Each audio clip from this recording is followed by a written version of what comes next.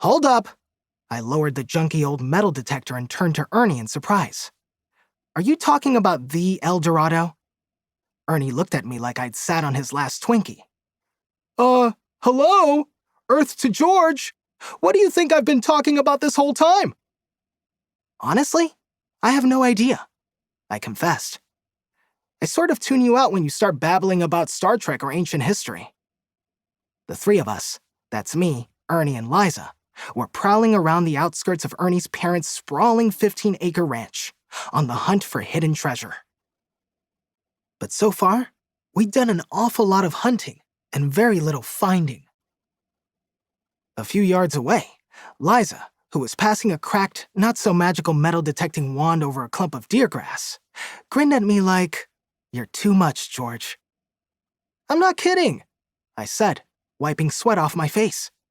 "History makes me sleepy. I mean, you've seen what happens in Mrs. Green's class when she starts talking about the Industrial Revolution. It knocks me right out." "Well, he's not lying," she told Ernie. "I've had to poke him awake 5 classes in a row now."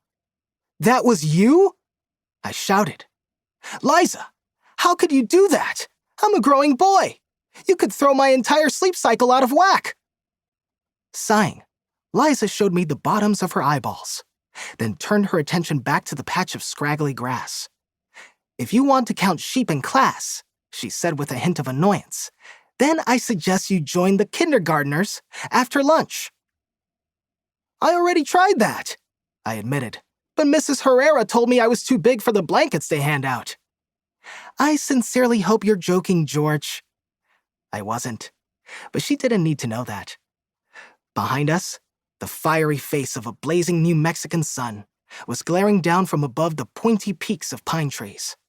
Squinting against the glare, I turned back to Ernie, who was busy hunting for a mythical city of gold underneath a tiny clump of red and white mushroom caps. "Anyway, let me get this straight," I said. "You were actually expecting to find El Dorado 5 minutes from your house." Not that it would have surprised me much with my boy Ernie. Over the last couple of weeks, the kid had become totally obsessed with that silly legend. I mean, it was getting almost as bad as his Star Trek obsession. And that was saying something. Ernie sighed.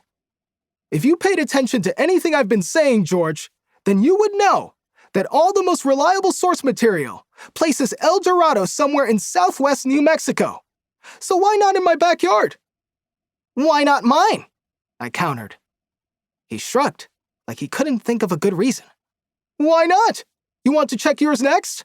"No, Ernie, I don't. Because we're not going to find El Dorado in anybody's backyard. And especially not with these flea market metal detectors that you bought on eBay for $1 each." I shook mine, and a shiny plastic piece came loose and clunked to the ground. "See what I mean?" "You know, I always just assumed El Dorado was somewhere in South America," said Liza, brushing sweat from her eyes. Indiana Ernie shook his head. "Nah, that's just one of the many false stories. I've also heard Mexico and Guatemala. And I even saw a documentary last week that claimed it was on some tiny island in the Caribbean. St. George's Key, I think." Ernie shrugged. "That's the thing with these uber-famous legends. Different versions pop up all over the place, and the locals usually end up putting their own spin on them. So yeah, there are El Dorado stories all over Central and South America, and they're all a bit different." "But if it's like that, then how do you know which is the authentic one?" I asked. "Usually, the oldest story is the most authentic." "Which, in the case of El Dorado," said Liza, "would be the story of the Spanish explorer Francisco Vázquez de Coronado, who led an unsuccessful expedition through New Mexico, searching for the 7 cities of gold." Surprised, I turned to Liza. "Hey, how did you know that? Honestly, I would never have guessed there was any room left for fairy tales in that scientific fact-filled brain of hers." "Because I was listening 3 minutes ago when Ernie was talking about it, George." "Oh,